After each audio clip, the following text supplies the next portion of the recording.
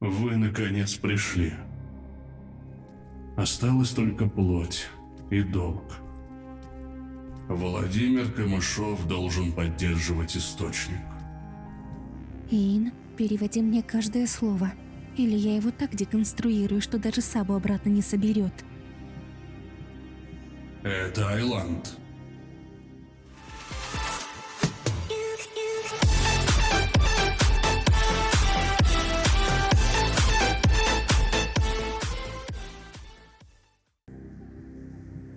Что же, сейба разбилась, и ты решил просто израсходовать одного из нас, чтобы вырастить дом для всех остальных? Израсходовать, потратить словно какое-то зерно? А ты бы предпочел, чтобы вы все умерли? Слова возмущения застряли у меня в глотке. Этот человек отвратительно, омерзительно прав. Конечно же, я рад, что остался жив. И не только я, Йолли, Сабу, Мири. Я люблю Айланд, люблю свой дом. Люблю своих сородичей, ушастых, рогатых, цветущих и колючих. Люблю книги, пусть они даже и не мои. Все это стало возможным только благодаря решению уродливого, изможденного человека. Все это стало возможным, потому что один из нас был обречен на вечную пытку. Меня тошнит от того, что я не могу нашарить в своей душе грусть. Я его совсем не знал, он даже не успел проснуться, наверняка он даже ничего не чувствует. Единственный ценный груз на борту Сейбы был спасен. Вы артефиты. Ваши тела вознеслись в облака. Вы проснулись. Активировались ваши генетические программы профессий и занятий. Невинные, наивные, но могущественные дети. Очень опасная комбинация, зато перспективы почти безграничны. Вы начали жить с чистого листа.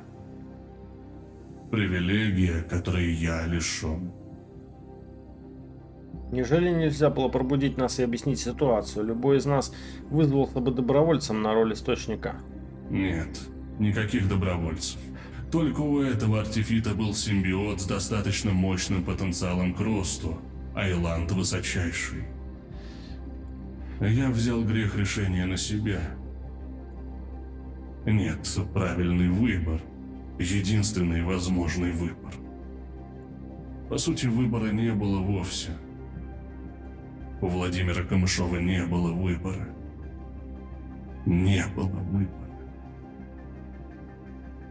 Он бормотал эту фразу снова и снова, шептал свое заклинание все то время, пока я переводил услышанное для Мири. Не отрывая взгляда от источника, она сжала мою руку древесной клешней экзоскелета, на этот раз совсем не больно, почти нежно. Это жестоко. Слишком жестоко. Не жестоко, просто рационально. Знаешь, что такое жестокость, мисс Розовые ушки? Жестокость – это корабли с экипажами без артефитов. Артефиты не бессмертны. Я бессмертный экипаж. Поэтому корабль с одним только мной совершил бы посадку при помощи литосферного торможения. Зачем тратить время и ценное топливо на торможение в космосе, когда можно остановить корабль о плиту планетарной коры? Остановить на полном ходу. После чего долгое восхождение сквозь толщу камня. Акклиматизация, рост, набор массы. Потеря гуманоидного облика в процессе, конечно. Но как же биосфера планеты, крушение таких масштабов?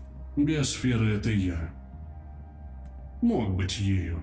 Но в этот раз на роль колонизаторов выбрали вас, а я всего лишь наблюдатель от корпорации. Бессмертный садовник и, может быть, запасной игрок, второй шанс на колонизацию. Бесконечно живое, бесконечно развивающееся существо рано или поздно покроет всю планету собой. Представляешь? Нет, лучше не представляй. Колонизация в самом предельном, самом чистом значении этого слова. Колония людей словно колония бактерий. Максимально дешевые одноразовые корабли с одноразовыми пилотами, рассеянные по галактике словно семена. Использовать одноразового артефита для создания и поддержания станции – просто продолжение той же самой морали.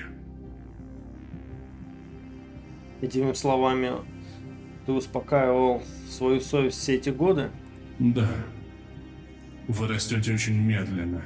Я ждал и ждал и ждал. Конечно, есть препараты, замедляющие восприятие, но есть риск замедлиться навсегда. И тогда даже вы, медленно растущие, сойдете с ума от скуки, ожидая моего ответа. Поэтому я ждал на нормальной скорости. И в процессе, кажется, умер.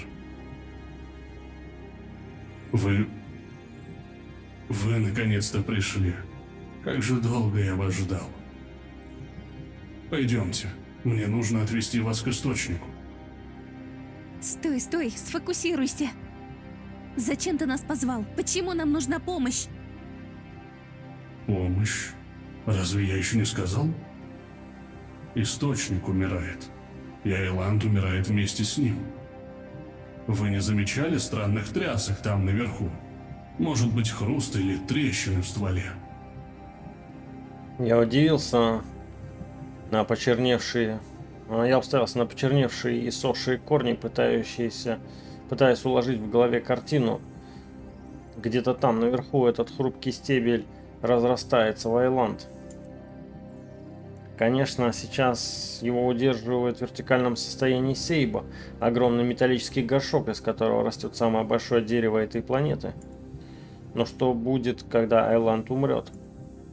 Каким же неожиданно хрупким оказалось то, что я считал незыблемым и вечным. Странно, я не чувствую запаха гнили. Нет ощущения смерти, увядания или болезни, только пыльная и душная пустота. Да, мы замечали тряску, удар штормов. Штормы были и раньше, но теперь высыхающий ствол Айланда потерял упругость, стал жестким. Плохо гасит вибрации, представляешь?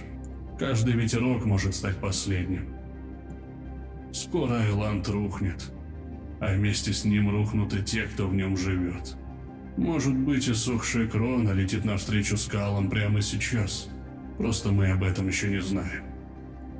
Симбионту нужен новый хозяин, Айланту нужен новый источник.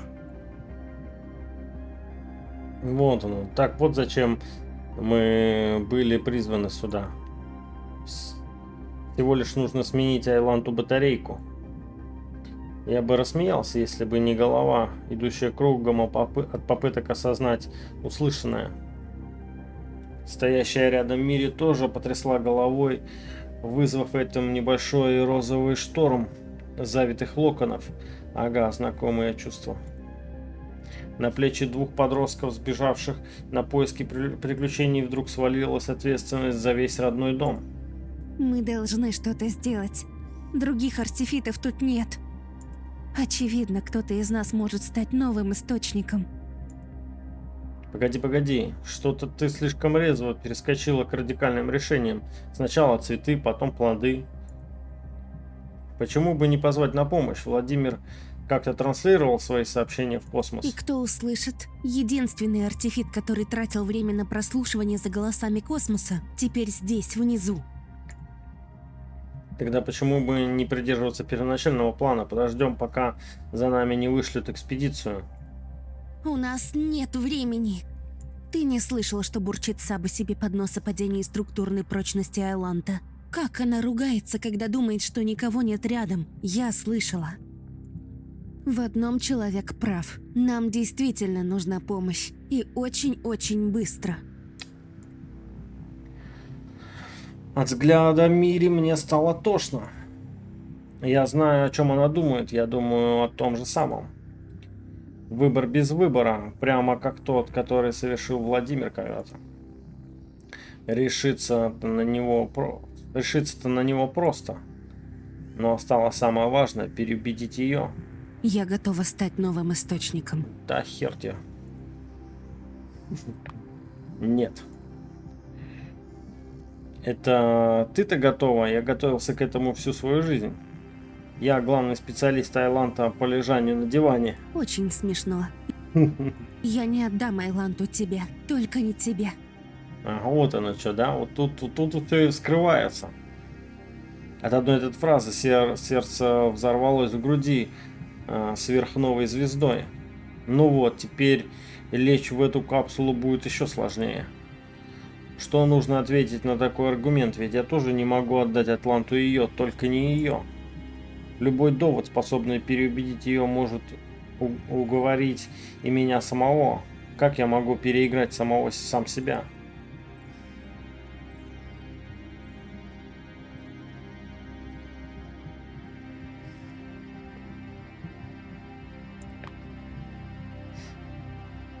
Из нас двоих только я понимаю язык людей, только я могу общаться с ними в процессе поддержки Айланта.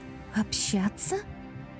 Вот эта черта мне в тебе и нравится. Твой безнадежный оптимизм. Посмотри на источник. Как думаешь, много он общался в своей жизни? Много ли будешь общаться ты? Ну, я хотя бы могу быстро понимать команды Владимира, когда мы начнем прививание симбионта. А что потом? Что после этого? Об этом ты подумал? У нас столько вопросов. Как артефиты будут вытягивать из человека ответы, если единственный переводчик будет лежать в коме? То, что ты понимаешь человека, а я нет, как раз означает, что тебя нельзя терять, а меня можно. Или ты забыл, как я таскалась за вами бесполезным листиком последние полчаса? Пора и мне что-то сделать. Мой аргумент обернулся против меня самого. Какой же я лопух. Я думаю, там каждый артефиты справятся без меня. Справедливость справлялись без меня раньше, справятся и теперь. Там наверху я просто не нужен. Йолли постоянно об этом говорит. Врешь как лапчатка. Йоли никогда бы такого не сказала. Она ценит тебя. Наверняка она постоянно заставляет тебя работать. Ты хоть понимаешь, как много это значит для трудоголика предложить кому-то поработать рядом с ним? Представь, что ты предложил ей почитать книгу вместе с тобой.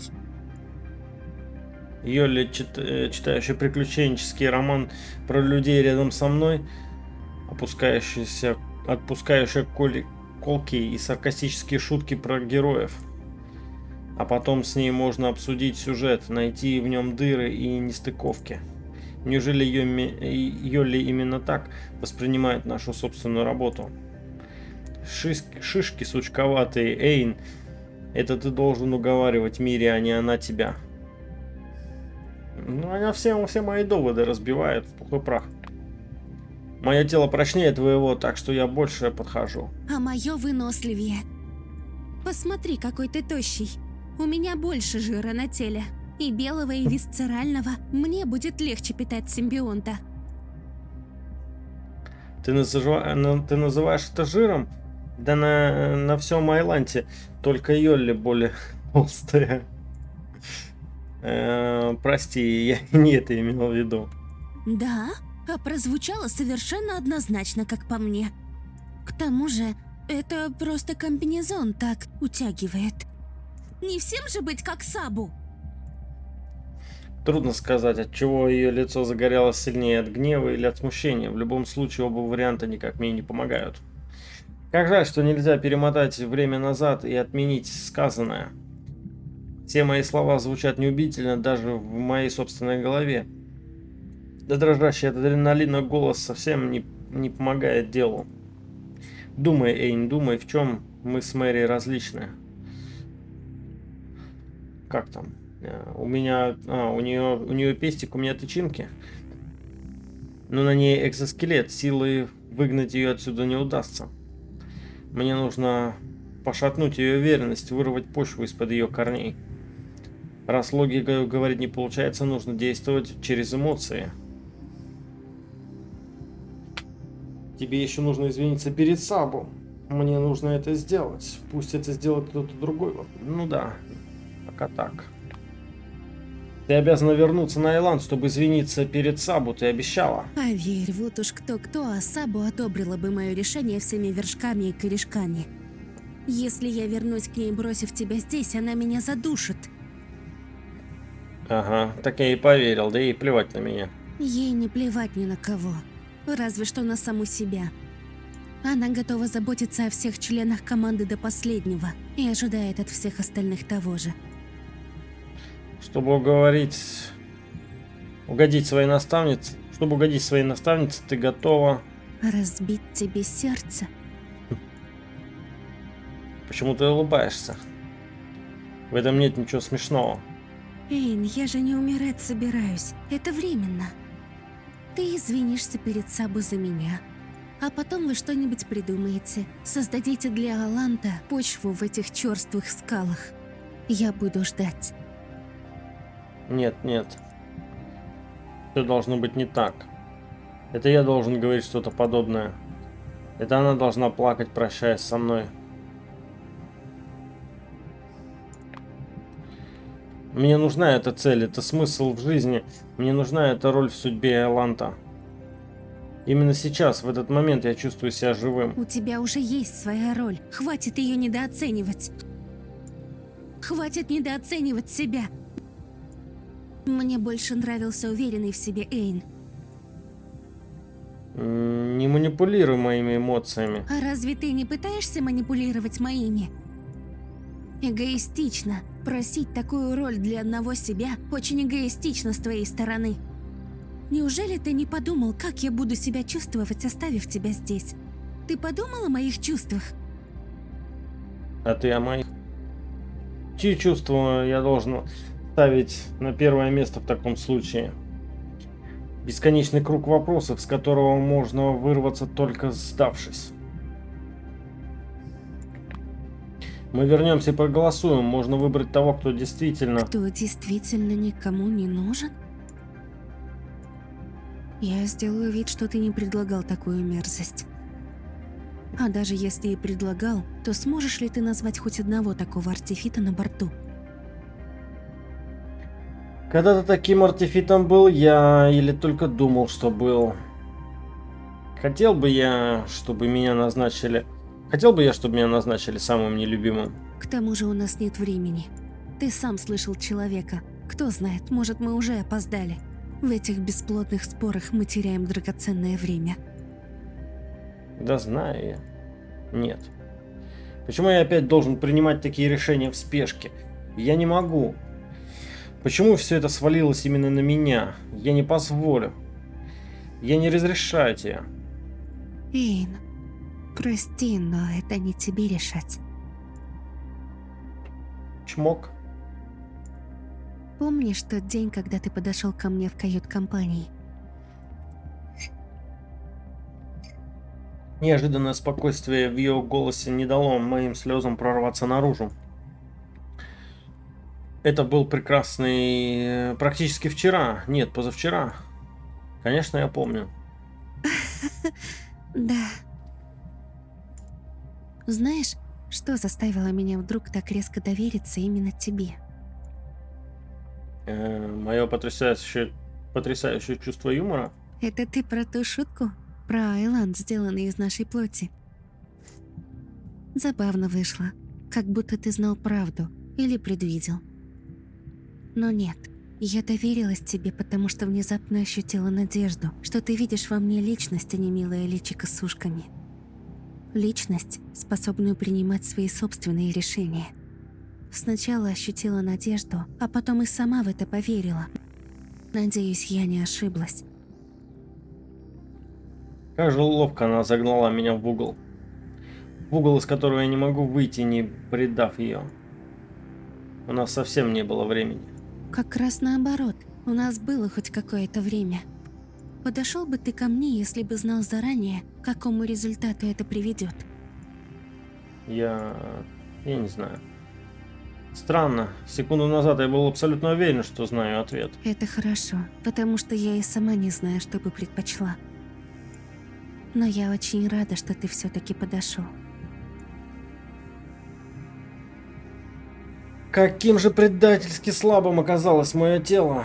Если я пытаюсь заговорить снова, то слезы больше не удержать. Хватит говорить, Мири, я больше не могу продолжать. Ладно, хватит говорить. Эй, человек, так куда ложиться? Прямо рядом с источником? Нужно переводить, я должен. Я должен сделать хотя бы это. Что? Опять призраки. Уходите. Здесь нечего больше брать. Владимир, мы выбрали. Новым источником будет она. Да, я помню. Кажется, устал от обломков своей памяти. Устал быть.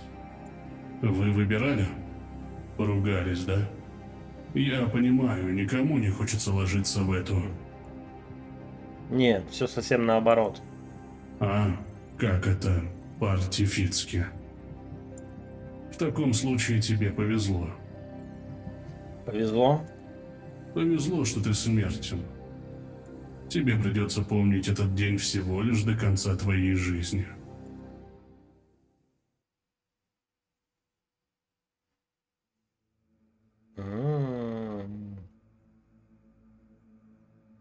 К счастью, Мири уснула почти мгновенно. Я не мог оставаться, не мог смотреть, не мог уйти, не мог оторвать взгляд. Владимир мерзким металлическим насекомым ползал сквозь труху человеческого оборудования, стогами собранного над гробниц.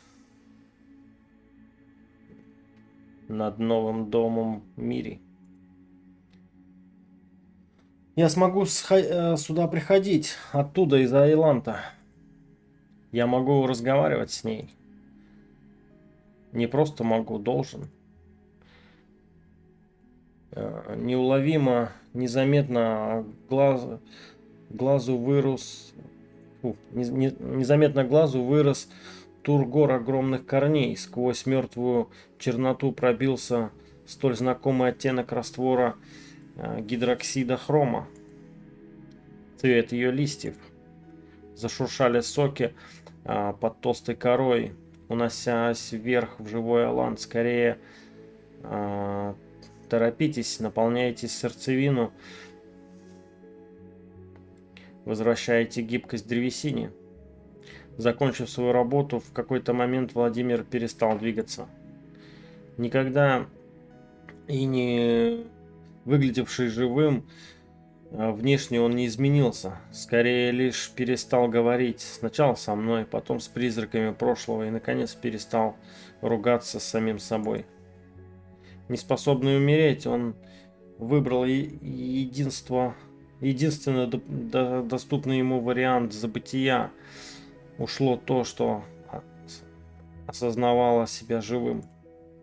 Наверное, он обрел душевный покой, если еще осталось то, что может ощутить покой. Но все же, надеюсь, мне удастся достучаться до него, когда я вернусь. Я обязательно вернусь. Значит, сейчас мне пора идти.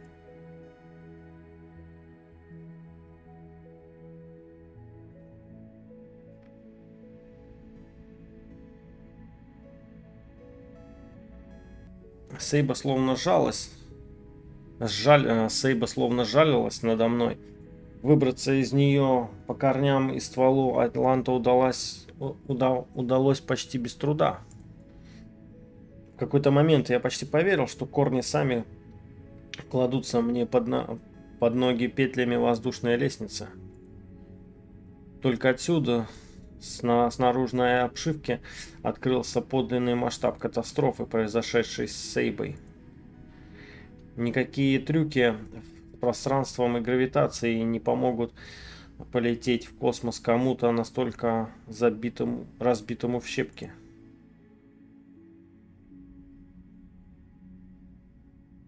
Айланд же. От Мири я и не ожидал меньшего.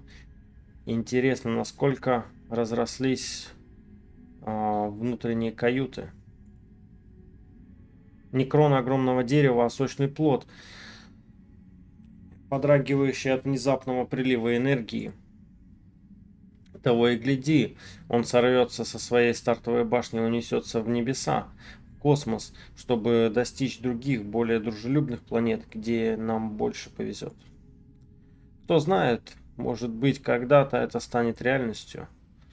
Это жизненная сила. Это не жертва, это подарок. Нет, одолжение. Мири заберет свои цветы обратно, когда поднимется из глубин Сейбы живая и здоровая. Настоящим подарком нам от Мири стало время.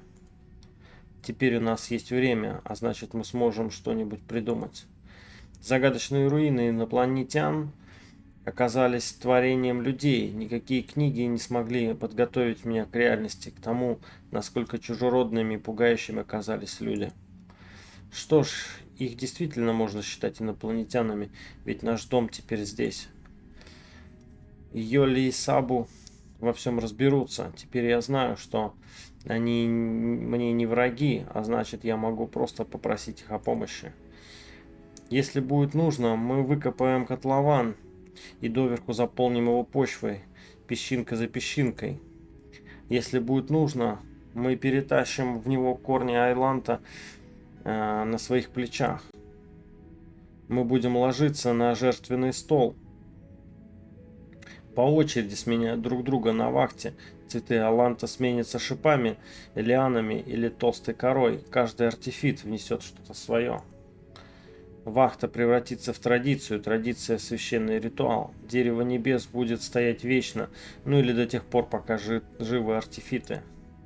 И тогда у нас в мире будет все время на этой чертовой планете. А пока что Айланд цветет.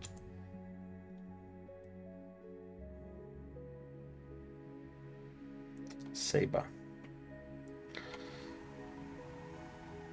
Ну, хорошая, интересная история, такая немножко замысловатая, но